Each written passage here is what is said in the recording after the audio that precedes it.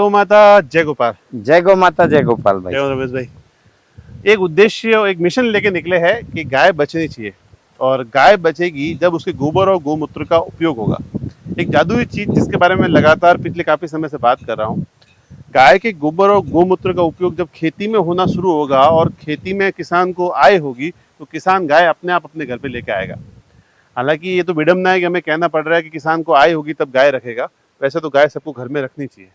पर रमेश भाई एक ऐसे करामाती चीज के बारे में बताएंगे जिसमें से सॉलिड जाता है और लिक्विड निकलता है, और लिक्विड भी कभी चमत्कारी लिक्विड निकलता है।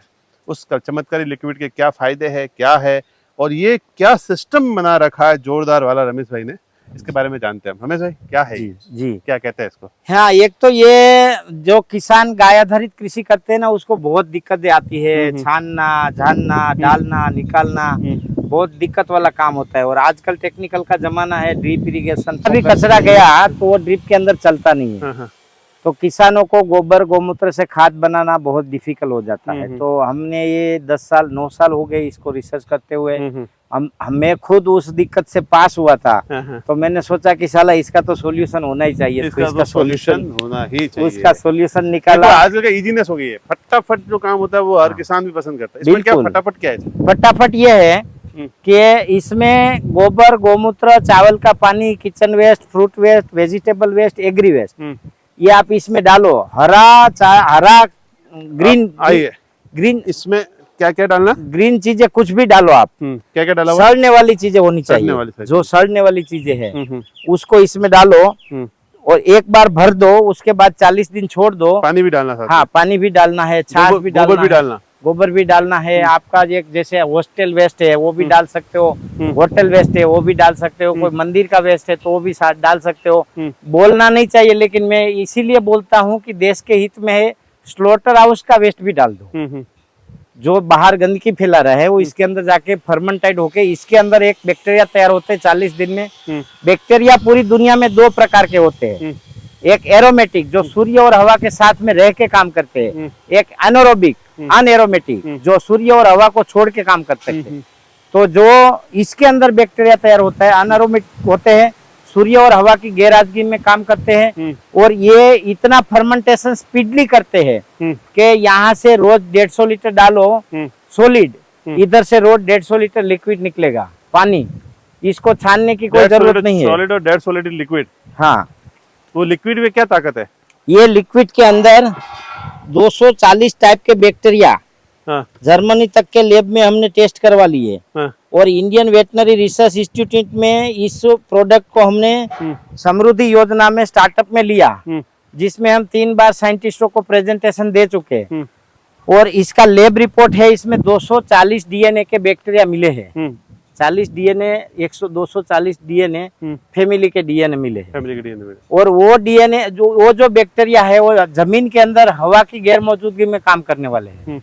जैसे एक देसी भाषा में, बिल्कुल सादी भाषा में, किसान के खेत में किसान गोबर का खाद डालता है तो जो घंटे रह जाते हैं ऊपर हवा और सूर्य के साथ, वो घंटे के घंटे रहते हैं, बारिश के पानी के साथ बह जाते हैं। वो सभी किसान को ये बात 100% माननी पड़ेगी। जो गोबर जमीन के नीचे चला जाता है मिट्टी के अंदर, जहाँ सूर्य और हवा नहीं पहुंच सकती है, वो जमीन के साथ डाइल्यूट हो जाता है और बायो फर्टिलाइजर में कन्वर्ट हो जाता है। सेम वही प्रोसेस है। और ये जो लोग कहते हैं ना कि ये गलत है, एनारोबिक गलत है, ये उनको हम ये बताने का प्रयास करते हैं विनम्रता से कि हमारे दादा पूर्वज जो हमारे किसान थे, खेत के आसपास में गड्ढा करते थे, पूरे साल का खेत का और गायों भैंसों का वेस्ट उसमें डालते थे, उसके ऊपर मिट्टी या पत्थर ग्रिप का लेप करते थे और पानी देते थे। इसका एक नाम एडवांस जीवामृत भी कह सकते हैं, बिल्कुल कह सकते हैं।